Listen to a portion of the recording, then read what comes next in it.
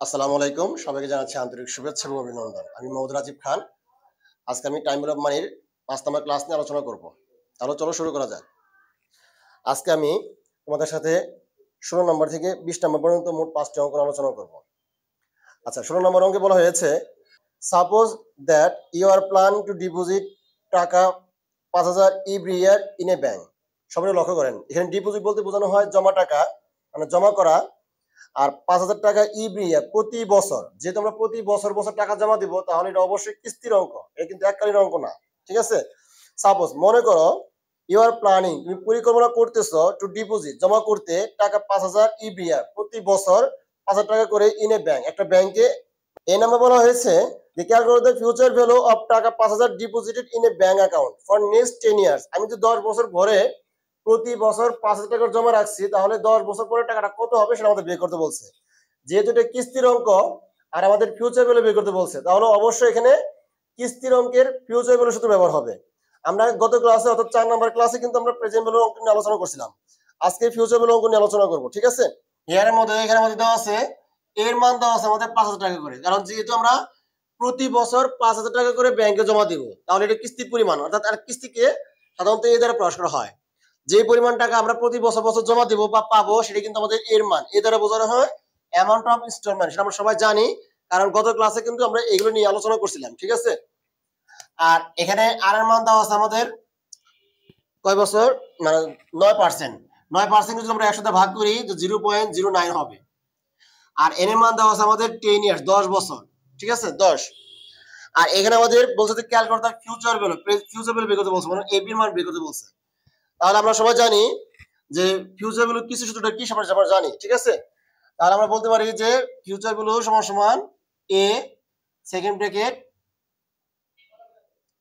1 plus r power minus, sorry, n minus 1। এখানে minus N হবে না, প্রেজেন্ট ভ্যালুর ক্ষেত্রে মাইনাস এন হবে, আর নিচে হবে আর। এটা কিন্তু আমাদের ফিউচার ভ্যালুর কিস্তি সূত্র। এখন এখানে যে মানগুলো দেওয়া আছে সেই মানগুলো আমরা এখানে বসাবো। ঠিক আছে? আমাদের কিন্তু এই ফিউচার ভ্যালুর মানটা বের করতে বলছে।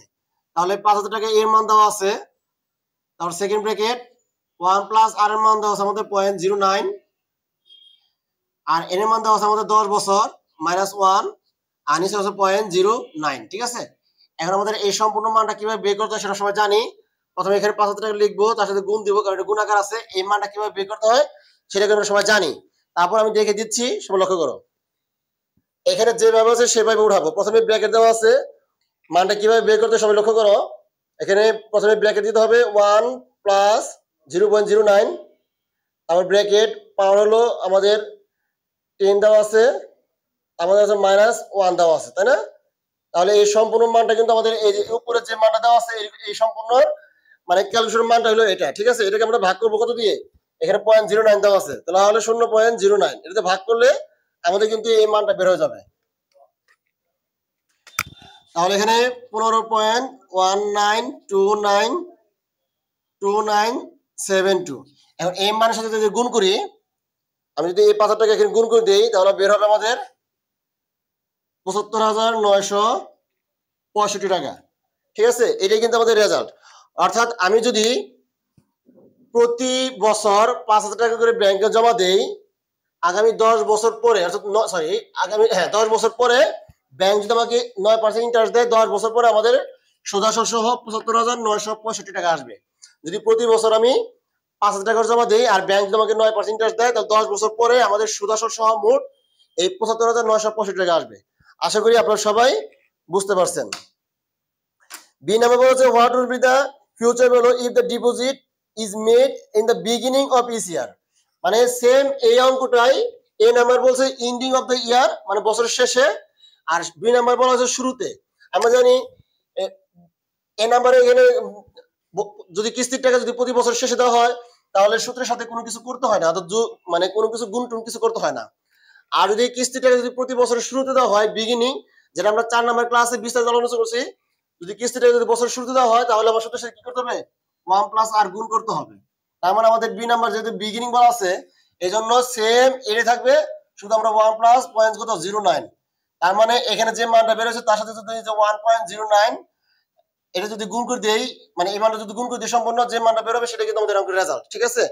অর্থাৎ এখানে আমাদের যে মানটা বের হয়েছে যদি ৭৫,৯৬৫ এর সাথে এটা গুণ করা আছে, তার সাথে আমরা যদি এই বার এখানে গুণ করে দিই, আমাদের কিন্তু এই যে 1.09 এটা যদি গুণ করে দিই আমাদের কিন্তু আসবে ৮২,৮০১ টাকা। তার মানে আমি যদি বিগিনিং করি তখন আমরা কিন্তু এই ৮২,৮০১ টাকা আসবে, এটা কিন্তু অঙ্কের রেজাল্ট আসবে, ঠিক আছে। আশা করি আপনারা সবাই এটা বুঝতে পারছেন, অঙ্ক কোনো কঠিন কিছু না। তার মানে যদি বছরের শুরুতে হয়, কিস্তি যদি বছর শুরুতে হয়, তাহলে সূত্রের সাথে আমরা কি করবো, 1+r গুণ করবো। আর যদি কিস্তিটা যদি বছরের শেষে হয় তাহলে 1+r গুণ করতে হবে না, এটাই জাস্ট পার্থক্য, আর কোনো পার্থক্য নাই। এরপর ১৭ নম্বর অঙ্কে বলছে you have a plan to deposit in a bank টাকা ২০,০০০ at end of each year next 5 years. আমি চিন্তা ভাবনা করতেছি প্রতি বছর শেষে ব্যাংকে ২০,০০০ টাকা জমা দেবো আগামী 5 বছর পর্যন্ত।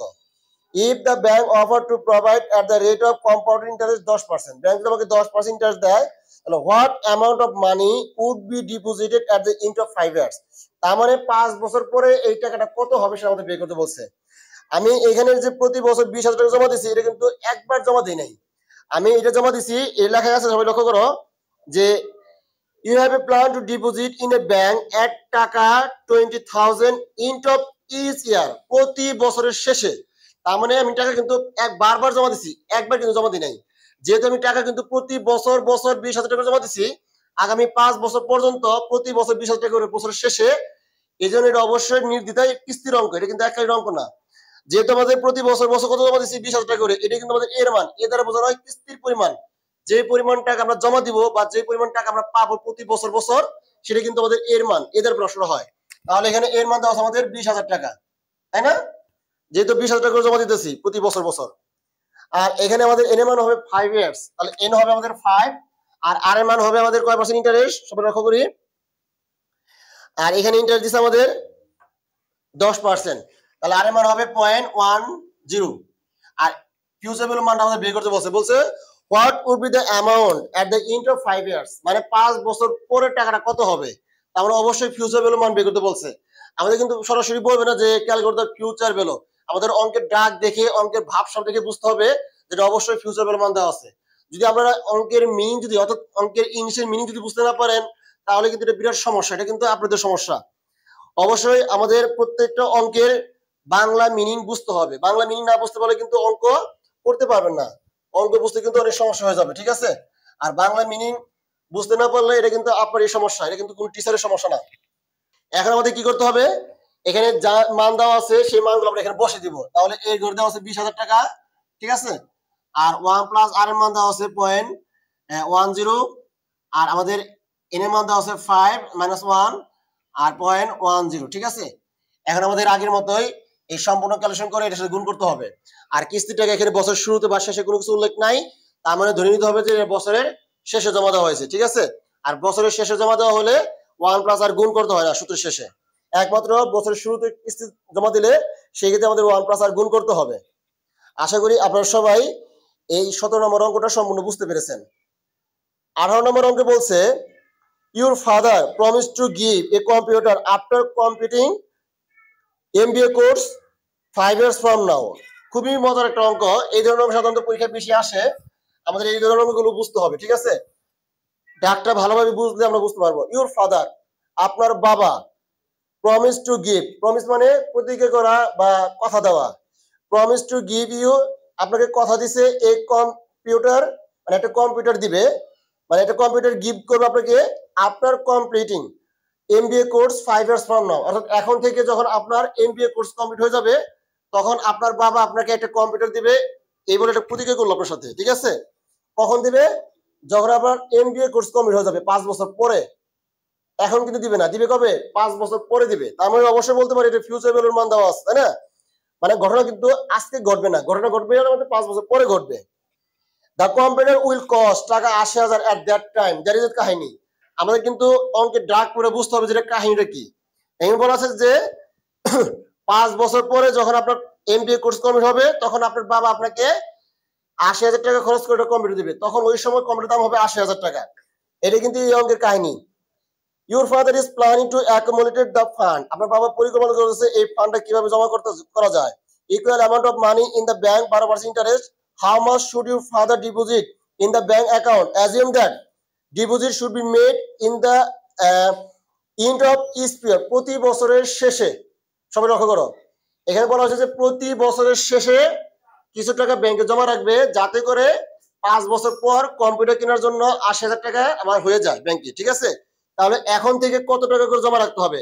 যদি 5 বছর পর 80,000 টাকা আমি বানাতে চাই, যেহেতু আমি ছেলেকে কথা দিচ্ছি যে 5 বছর পর আমি তোমাকে একটা কম্পিউটার দিব, এই জন্য, আর কম্পিউটার দাম হবে আমার 80,000 টাকা, 5 বছর পরে 80,000 টাকা হবে, তার মানে এটা ফিউচারের মান দেওয়া আছে। তাহলে আমরা ধরে নিতে পারি যে এখানে এপির মান দেওয়া আছে হলো 80,000 টাকা দেওয়া আছে।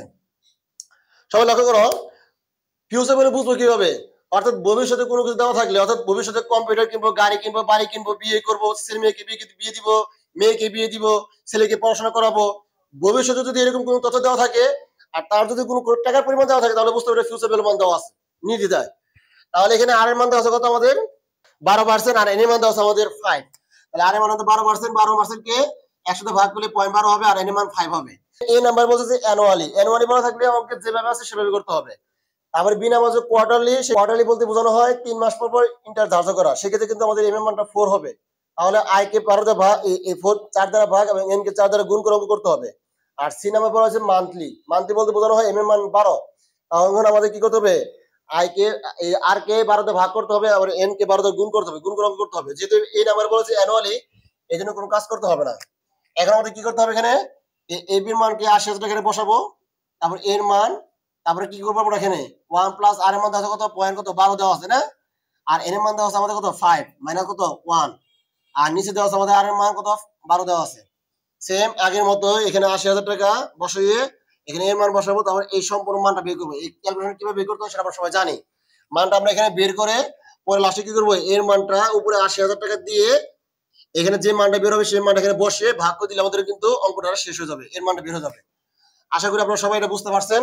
সিম্পল অঙ্ক, অর্থাৎ এর আগের অঙ্কগুলো অবশ্যই দেখতে হবে। এর আগে ক্লাসের যে অঙ্কগুলো করাইছি সেগুলো করলে সেগুলো কিন্তু এই ক্যালকুলেশনগুলো আমি দেখে দিছি, আপনারা কয়েকবার প্র্যাকটিস করে কিন্তু বুঝতে পারবেন। ঠিক আছে, অঙ্ক কঠিন কিছু না। আচ্ছা, এবার আমাদের বি নাম্বার বলছে যে কোয়ার্টারলি, কোয়ার্টারলি বলতে আমাদের কিন্তু এম এর মান, এখানে এম এর মান কিন্তু আমাদের 4 হবে, তাই না? তখন এই আর এর মানকে 4 দ্বারা ভাগ 0.03 আসবে, আর এন এর মানকে 4 দ্বারা গুণ করলে 4 পাশে 20 আসবে। এখন এই 0.03 আর 0.20 যদি আমরা এখানে বসে দিই, এই যে এখানে বসে দিব। ঠিক আছে, 0.03 আর এখানে 20 বসাবো, এখানে 0.03 বসাবো। তার মানে এই ক্যালকুলেশন করে যেভাবে করতে হয়, 80,000 টাকা এখানে বসিয়ে এর মানটা এখানে, মানে এই সম্পূর্ণ মানটা এখানে বসাবো। তারপরে পরে কি করবো আমরা? এই মানটা, এই 80,000 টাকাকে এই মান দ্বারা কি করবো? ভাগ করবো। ভাগ করলে আমাদের এর মানটা বের হয়ে যাবে, কিস্তির পরিমাণটা বের হয়ে যাবে। আশা করি আপনারা সবাই বুঝতে পারছেন। এবার আমাদের সি নাম্বার বলছে মান্থলি। তাহলে মান্থলি বললে আমাদের এখানে এর মান কত হবে? 12 হবে, তাই না? তাহলে এখানে আর এর মানকে 12 দিয়ে ভাগ করলে আমাদের কত হবে? 0.01। আর এর মানকে যদি আমি 12 দিয়ে গুণ করি তাহলে 5 বারে কত হবে? 60 আসবে। এখন এই 0.01 আর 60 এই সূত্রের মধ্যে বসিয়ে ক্যালকুলেশন করে দিলে কিন্তু অঙ্কটা হয়ে যাবে। ঠিক আছে, কঠিন কিছু না, কয়েকবার প্র্যাকটিস করতে হবে। সূত্র একটাই হবে, শুধু মানটা ভিন্ন ভিন্ন মানগুলা, এই মানগুলা এখানে বসে দিব। কারণ আমরা এই যে এ বির মান, আর এর মান, এন এর মান, আমাদের এখানে যা যা লাগে, এখানে কার কার মান লাগে? যে এ বির মান লাগে, আর এর মান লাগে, এন এর মান লাগে, এই তিনটা মানই তো লাগে, তাই না? এই মানগুলো আমরা এখানে থেকে পাবো, এই পায়ে এই মানগুলো বসে দিব। এখন যদি আপনারা যদি এই ক্যালকুলেশন যদি না করতে পারেন, যেহেতু আপনারা এখন অনার্স ফার্স্ট ইয়ারে ভর্তি হয়েছেন, তাই না? অবশ্যই এই বেসিক ক্যালকুলেশন কিন্তু আমরা জানা দরকার। আপনি যদি এই বেসিক ক্যালকুলেশন যদি জানতে না পারেন, বুঝতে না পারেন, তাহলে কিন্তু অঙ্ক করতে পারবেন না। ঠিক আছে, অবশ্যই এগুলো কয়েকবার প্র্যাকটিস করতে হবে। আমরা 19 নম্বর অঙ্ক লক্ষ্য করে সবাই। 19 নম্বর অঙ্ক বলছে যে এটি ন্যাশনাল ইউনিভার্সিটি 2010 সালে এবং 2014 সালে ফিনান্স বিভাগে আসছিল, সব কিন্তু একই অঙ্ক। You have a plan to buy motorcycle after 6 years from now. তার মানে এখন থেকে 6 বছর পর আমার একটা মোটর সাইকেল কেনার পরিকল্পনা আছে। সেম এই অঙ্কের মতোই এখানে আমাদের একটা কম্পিউটার দিবে 5 বছর পরে, আর এখানে 6 বছর পরে একটা মোটর সাইকেল দিবে। ঠিক আছে, আমি 6 বছর পরে একটা মোটর সাইকেল কিনবো, লেখা আছে যে তখন মোটরসাইকেলের দাম হবে 6 লক্ষ টাকা এট দ্যাট টাইম, সেই সময়। আমাদের 6 বছর পরে মোটরসাইকেলের দাম হবে আমাদের 6 লক্ষ টাকা। You are planning to accumulate required the fund the monthly deposited in a bank account bearing 12% interest, what will be the monthly instalment. এখানে কিন্তু মান্থলি কথা বলা আছে, এই জন্য আমাদের এখানে এম এর মান হবে 12। তারপর আমাদের কি করতে হবে? আর কে 12 দিয়ে ভাগ করতে হবে এবং n এর মানকে 12 দ্বারা গুণ করতে হবে, গুণ করে আমাদের যে মানটা আছে এই মানটা এই সূত্রের মধ্যে বসিয়ে ক্যালকুলেশন দিলে অঙ্কটা শেষ হয়ে যাবে। তাহলে আমাদের এই অঙ্কটাই, যেহেতু আমাদের ভবিষ্যতে মোটরসাইকেল কিনবো, অর্থাৎ 6 বছর পরে মোটরসাইকেল কিনবো, আর 6 বছর পরে মোটরসাইকেল দাম হবে 6 লক্ষ টাকা। 6 বছর পরে, আফটার 6 ইয়ার্স ফ্রম নাও, অর্থাৎ 6 বছর পরে আমি একটা মোটরসাইকেল কিনবো, তখন মোটরসাইকেলের দাম হবে 6 লক্ষ টাকা, তাই না? তাহলে অবশ্যই বলতে পারি যেটা ফিউচার ভ্যালু মান দেওয়া আছে, তাহলে ফিউচার ভ্যালু হলো 6 লক্ষ টাকা। আর এম এর মান হবে আমাদের এখানে 12 হবে, কারণ এখানে মান্থলি ইনস্টলমেন্ট বলছে, মান্থলি মানে প্রতি মাসের কথা বলছে, এই জন্য এম এর মান হবে 12। তাহলে আর এর মানকে 12 দিয়ে ভাগ করতে হবে। আর এর মান ছিল কত আমাদের এখানে? 12% ছিল, তাই না? 0.12। এটাকে আমরা যদি 12 দিয়ে ভাগ করি, এটা কিন্তু আমাদের 12% ইন্টারেস্ট রেটের যে 12% সেটা, আর এই 12 বলতে এই 12 বোঝানো হয়েছে। তাহলে এই 0.12 কে যদি 12 দিয়ে ভাগ করি আমাদের 0.01 আসবে। আর এর মান আসবে আমাদের 6 years, after 6 years from now, এখন থেকে 6 বছর পরে। তাহলে এই 6 কে যদি আমি এই 12 দিয়ে গুণ করি, 6 12 72 এটা আসবে, তাই না? আর এই সূত্র, এই মানটা আমরা এখানে বসে দিব। তার মানে জাস্ট আমাদের এই যে এখানে যে সূত্রটা ছিল, আমাদের কিন্তু এর মান বের করতে বলছে what is the monthly instalment, আমরা এর মান বের করতে বলছে আমাদের এখানে। এর মান আমরা কিন্তু সবাই বের করতে পারি, তাই না? সেম এই সূত্রটাই আগে লক্ষ্য করো সবাই, এই অঙ্কের মধ্যে কিন্তু বছর শুরুতে বা শেষে কোনো কিছু উল্লেখ নাই। তার মানে ধরে নিবে যে প্রতি বছরের শেষে কিস্তি টাকা জমা দেওয়া হয়েছে, আর শেষে কিস্তি টাকা জমা দিলে অঙ্কের সাথে 1+ আর গুণ করতে হয় না, একমাত্র যদি বছরের শুরুতে হয়, বিগিনিং বছর শুরুতে হয়, সেক্ষেত্রে কিন্তু আমাদের 1+ আর গুণ করতে হবে। যেহেতু আমাদের এখানে এফবি মানে এখন ওই মানগুলো, এই যে এই মানগুলো এই সূত্রের মধ্যে বসে দিব, জাস্ট এই সূত্রের মধ্যে বসে দিলে কত হবে দেখো তো। এখানে এফবি যা কত হবে 6 লক্ষ টাকা, তারপরে এর মান সেকেন্ড ব্র্যাকেট 1+ পয়েন্ট কত 01, পাওয়ার হবে কত 6 12 72 -1, নিচে হবে 0.01, তাই না? এখন আমাদের কি করতে হবে, 6 লক্ষ টাকা এখানে বসাবো, সমান সমান এ দিয়ে ব্র্যাকেট দিব। এখানে এই সম্পূর্ণ ক্যালকুলেশন কিভাবে করতে হয় সেটা কিন্তু আমি অনেকবার দেখিয়ে দিছি, তোমরা অবশ্যই ভিডিও ক্লাসগুলো ভালো করে দেখে নিবে এই ক্যালকুলেশন কিভাবে করতে হয়। এই সম্পূর্ণ মানটা আমরা এখানে বসাবো, তারপরে আমরা এর মানটা রেখে এই 6 লক্ষ টাকাকে এখানে যে মানটা বের হবে সেই মানটা এখানে বসিয়ে ভাগ করে দিলে কিন্তু আমাদের এই মানটা কিস্তি পরিমাণটা বের হয়ে যাবে। আশা করি আপনারা সবাই এটা বুঝতে পারছেন, কঠিন কিছু না, ঠিক আছে? এরপর আমাদের 20 নম্বর অঙ্কে বলছে you have a plan to buy a car. যেমন 19 নম্বর অঙ্ক এবং 20 নম্বর অঙ্কের মধ্যে পার্থক্য হলো যে এখানে আমাদের মোটরসাইকেল কিনছিলাম আর এখানে কিন্তু গাড়ি কিনছি, আর বাকি সব অঙ্ক কিন্তু সেম, একই রকম, কোনো পার্থক্য নাই। এখানে বলছে ইউ হ্যাভ এ প্ল্যান, তোমার একটা পরিকল্পনা আছে to buy a car after 6 years from now, এখন থেকে 6 বছর পরে। দা কার উইল কস্ট টাকা 4 লাখ এট দ্যাট টাইম, অর্থাৎ 6 বছর পরে যখন গাড়ি কিনবো সেই গাড়িটার দাম হবে, মানে তখন গাড়িটার দাম হবে 4 লক্ষ টাকা। সবাই একটু লক্ষ্য করেন, 19 নম্বর অঙ্কে মোটরসাইকেল কিনবো তার দাম হবে 6 লক্ষ টাকা, আর এখানে 4 লাখ টাকা গাড়ি কেনার জন্য। তো যাই হোক, অঙ্কে যেভাবে টাকা আছে সেভাবে করতে হবে, ঠিক আছে? কারণ এটা কিন্তু বুটের অঙ্ক, এই জন্য আমাদের টাকার অ্যামাউন্ট কোনো পরিবর্তন করার প্রয়োজন নাই, যদিও এখানে বেমানান, তারপর আমাদের অঙ্ক করতে হবে। কারণ 6 বছর পর আমরা গাড়ি কিনবো, তখন গাড়িটার দাম হবে 4 লক্ষ টাকা, তার মানে এই 4 লক্ষ টাকা অবশ্যই আমাদের ফিউচার ভ্যালু মান দেওয়া আছে, এতে কোনো সন্দেহ নাই।